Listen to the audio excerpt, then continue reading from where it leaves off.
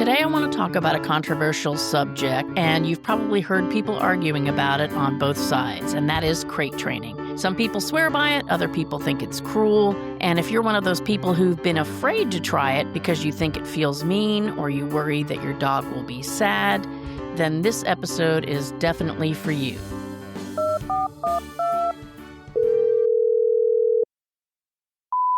You've reached the Pet Parent Hotline, your lifeline to practical solutions for your toughest pet parenting challenges. I'm your host, Amy Castro, and I'm here to help you cut through the noise and turn expert advice into step-by-step strategies so you can stop chasing your tail and start enjoying life with pets again.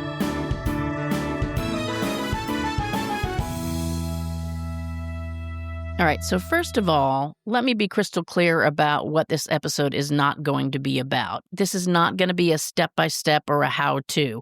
Although I've successfully crate trained many dogs, both my own and fosters over the years, I am going to leave that to an upcoming episode when we're talking with a dog trainer to make sure we're getting a well-rounded and expert perspective, not just Amy Castro's personal opinion. And I'm absolutely not telling you that after you listen to this episode and you say, yeah, maybe I should crate train or maybe I should put my dog in a crate. I'm not telling you to just suddenly do it, like put your dog in a crate and then go to work for 12 hours. That's incredibly cruel, very unfair for your dog, and not what crate training is supposed to be about. What I am going to do is share why crates, I think, are one of the most loving and practical tools you can give your dog and yourself and your family. We're going to bust some myths. We're going to talk about some real benefits. And by the end, my hope is that you'll see that the crate is not a punishment to your dog, but really a gift of safety and comfort. So let's start off and talk about some of the fears that I hear from people all the time. And I've heard this from adopters. I had an adopter that adopted a dog from us, and despite the fact that she was on board with the crate training, her husband was not. And they successfully worked through issues without the crate, but in my opinion, I think that they endured a lot more stress, a lot more damage to their home, and probably stress for their dog than they probably needed to because of the husband's opposition to the crate. So a lot of times people are afraid that, crates are mean. My dog's going to hate me for putting him in there. My dog will be sad and lonely when she's in the crate, or you feel like you're trapping them in a little box. And if you've thought that, you're definitely not alone. But here's the truth. Dogs generally like their crates if they are introduced properly.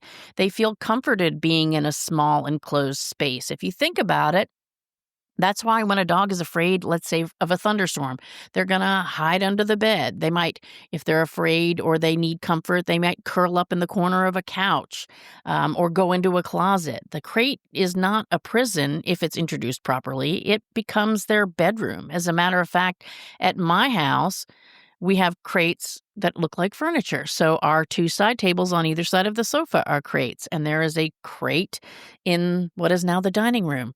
And I don't have to force my dogs to go in the crate. Actually, all I have to do is say, houses, and not only does everybody get in their crate, they all get in the right crate. And another sign that your dog doesn't see crate as a prison is that when you leave it open and you walk into the room and find your dog laying in the crate napping, that's because they think of it as their safe spot, their bedroom, their house. So they will actually start seeking it out.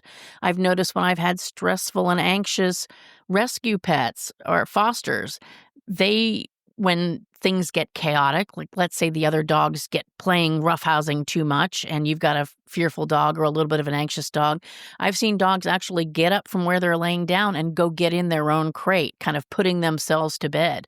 So if it might seem mean to us, for dogs, I think they often see it as a huge relief and a place to get away from the chaos and mayhem of what might be going on in your household.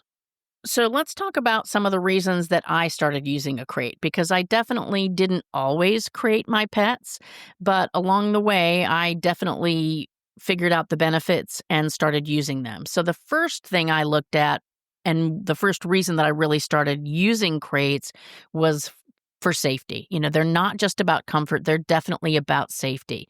Think about what happens when you leave a dog unsupervised, especially if it's a curious dog or a dog that's new to a home. How many times have you come back, even if it was just to go to the mailbox, and found a dog chewing on a shoe or couch cushions destroyed, or come home from work and find your trash can's been emptied and dragged all over the house? Beyond the fact that that's annoying and can get expensive depending upon what they chew up, there is a huge danger with dogs getting into things when they're not attended. They could get under the sink and get into your cleaning chemicals. We've had dogs that have eaten chocolate in the past, or chewed on electric cords. I had my dog, Jack, who was a Doberman Pinscher and loved to eat everything.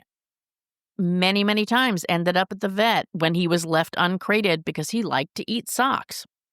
So think of a crate as kind of like baby-proofing your house. You wouldn't say to yourself, oh, I want my baby to have freedom, so I'm going to leave all of the chemical cabinets unlocked or all the cleaning fluids out in the open. You baby-proof your house. So keeping your dog in a crate and getting them used to a crate removes the danger when you can't keep your eyes on them 100% of the time.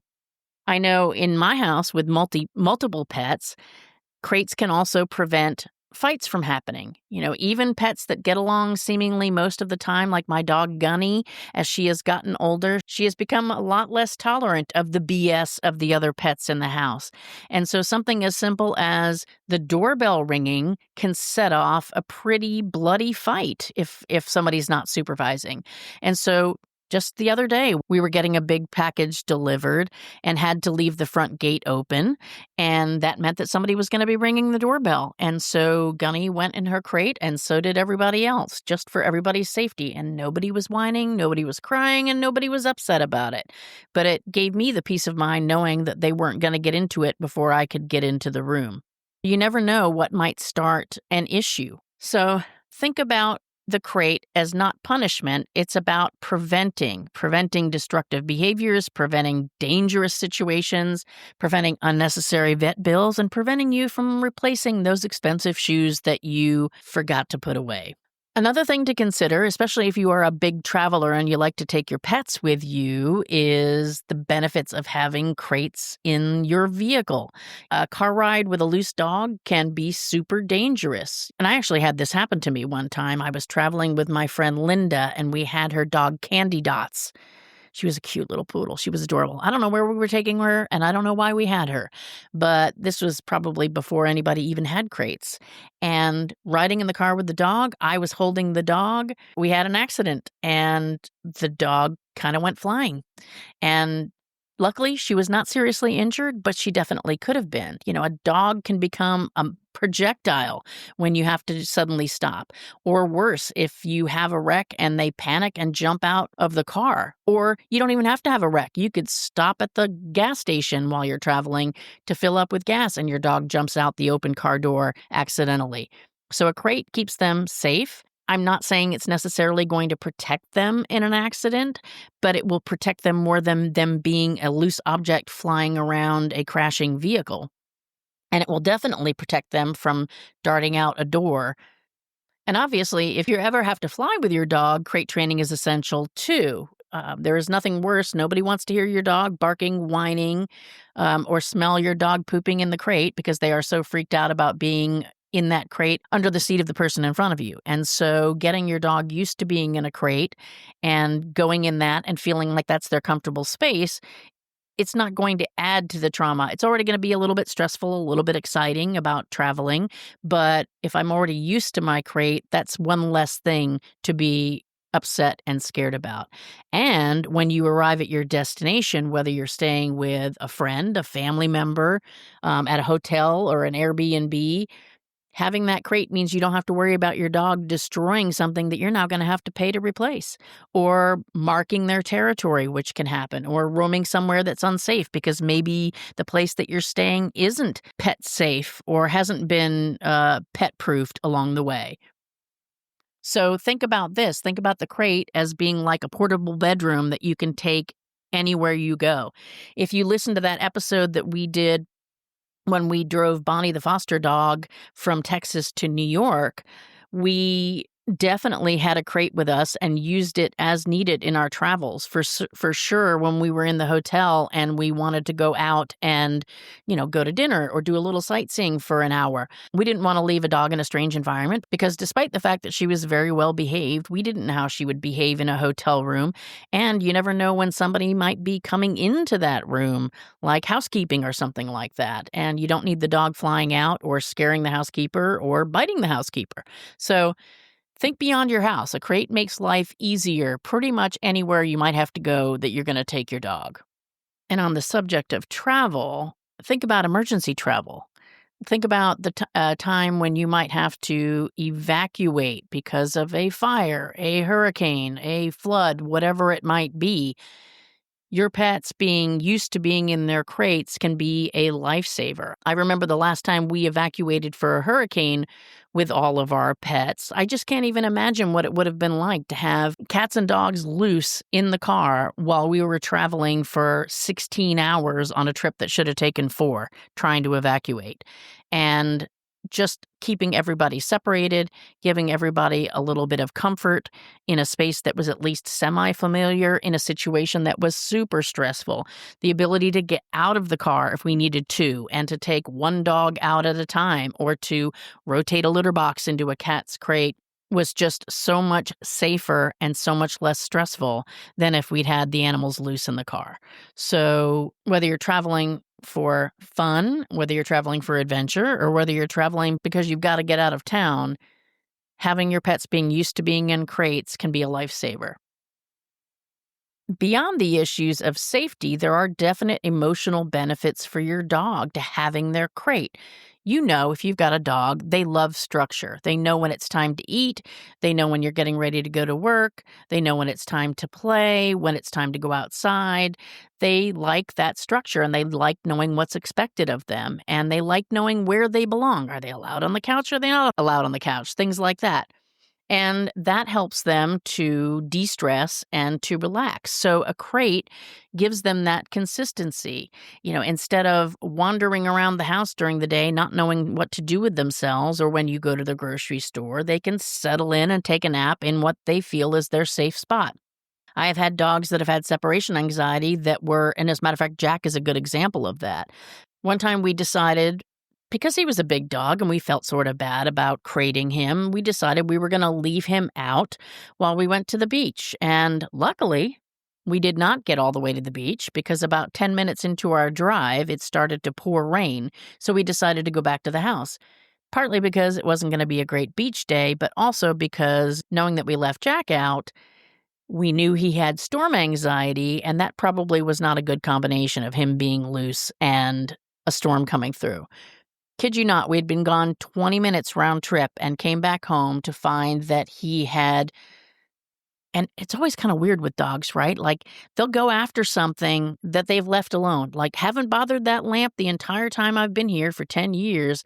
Yet today, when you decided to go out and leave me unattended, I decided that I'm going to kill that lamp. And so he tore that floor lamp down, ripped up the shade, chewed up the light bulb, so his mouth was bleeding everywhere, and then proceeded to spread blood all over the house. Now, luckily, he did not seriously injure himself that time, but many dogs have had serious injuries left loose in the house. There have been dogs that have gone through windows and seriously hurt themselves trying to escape. And so crate training can be a solution to this. Now, huge caveat. Again, I mentioned in the beginning of this episode, I'm not advocating you suddenly just start crating your dog willy-nilly, especially if your dog has separation anxiety. That is something you're going to have to plan and work through with your veterinarian and with a trainer, because a dog can injure themselves in the crate as much as they could possibly injure themselves outside of the crate, depending upon the dog, their level of anxiety, and the type of crate that you have. And that's a whole nother subject as well that we will get into in a future episode. But in general, instead of thinking about the crate as being something that's going to make your dog unhappy or upset, think about them as the opposite. It's actually can be a tool that reduces anxiety when they've been introduced to it and when it is used in the right way. Another thing that I have noticed with my dogs is that, yes, they love being with me, but I don't think any of them are truly Velcro dogs because of the fact that they have gotten used to being on their own as individuals, away from mom, away from each other. I feel like that's built a little bit of confidence in them that they can be on their own. They're certainly a lot less whiny when they're left on their own. The other thing I think it does is it builds a little bit of resilience when a dog has to be in a new environment. As we discovered with Bonnie on our travels, she adjusted well to being in the car. She adjusted well to being in the hotel rooms. As a matter of fact, we hung out outside the hotel room door for a while because we weren't sure if she was going to start barking or whining or anything like that. I think it made her comfortable overnight. Every time we had to sleep in a different I mean, we were literally in a different hotel room every night, and she was quiet as a mouse because she was in her house with her blanket and her toy. And so I think it has a tendency to help build resilience in new environments because they kind of already know that that's their space, like we said before. But then I think it also creates the opportunity for them to self-soothe and to be okay in their own presence without constantly being coddled by a human. So we've talked about the benefits for the dog and for other inhabitants of the household, four-legged or otherwise. But there definitely are some benefits I find for myself in being able to crate the dog. So it's not just for the dogs, it's for me too. In house training dozens and dozens and dozens of puppies, using a crate as part of that process or a small pen, it definitely makes house training an easier process.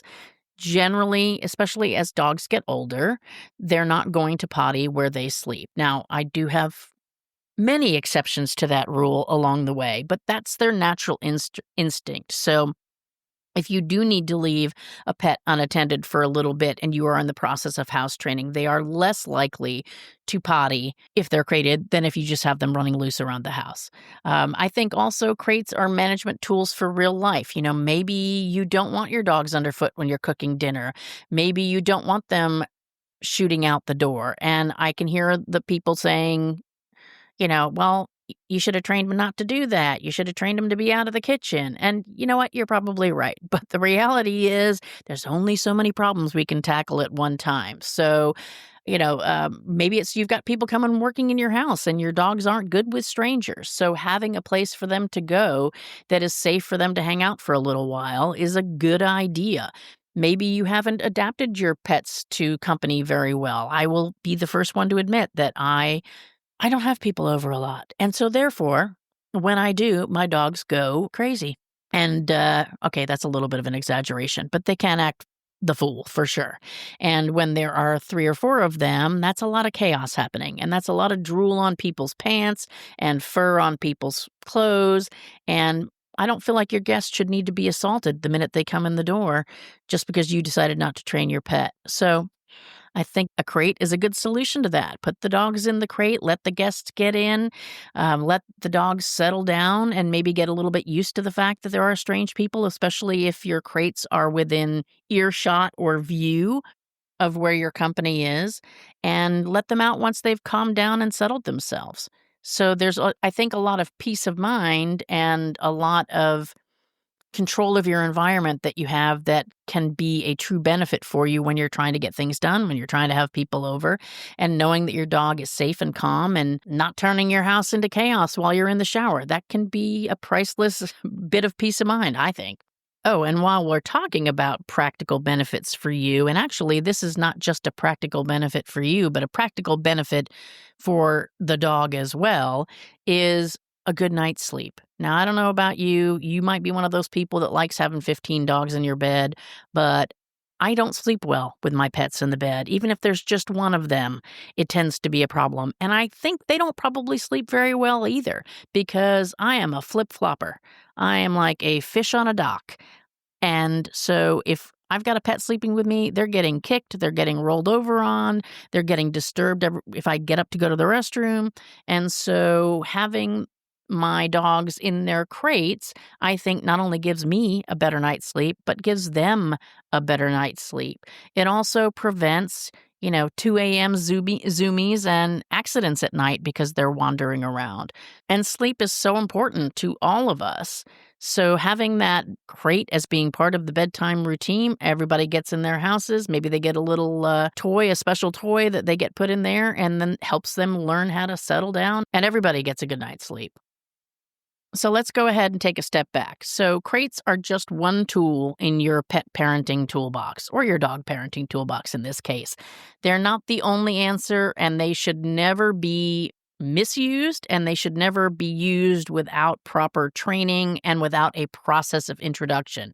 But when you use them responsibly for short periods of time or appropriate periods of time, always paired with positive associations, never as punishment, they can transform not only your life, but the life of your dog. And remember that you're not being mean, you're not making your dog sad, you're giving them structure, you're giving them a safe place that they can call their very own, and you're giving them comfort. And most dogs will show you that they love it by going in their crate willingly, like mine do.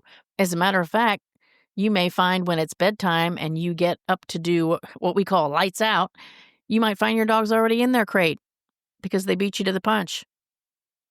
So what I've covered today are just some of the benefits of crating your dog. And I know that crate training can feel like a really touchy subject. And my goal today was simply to help you see it maybe in a new light, just from my experience. If you still have questions or maybe even doubts, don't hesitate to reach out to me. I'd love to hear what's on your mind. I'd love to hear what's worked for you in getting your dog used to the crate and maybe what hasn't, because we're going to definitely be talking about this in future episodes. In fact, in future episodes, I'm going to be bringing on a guest expert to dive even deeper into crate training. And we're going to talk about the how-to side of thing that we didn't talk about today. We're going to answer common struggles and give you the confidence to make a crate a positive part of your dog's life and yours. In the meantime, one other thing I'd like to know is, how have you made your dog's crate feel like their home? I'd love for you to comment and share your tips, and let's get this conversation started, especially for the benefit of our friends who are still on the fence about crating their dog. Your ideas might be exactly what another pet parent needs to hear. Thanks for listening to the Pet Parent Hotline. If you enjoyed the show, don't keep it to yourself. Text a friend right now with a link and tell them I've got a show that you need to hear, and ask them to let you know what they think. And remember, your pet's best life starts with you living yours. So be sure to take good care of yourself this week and your pets.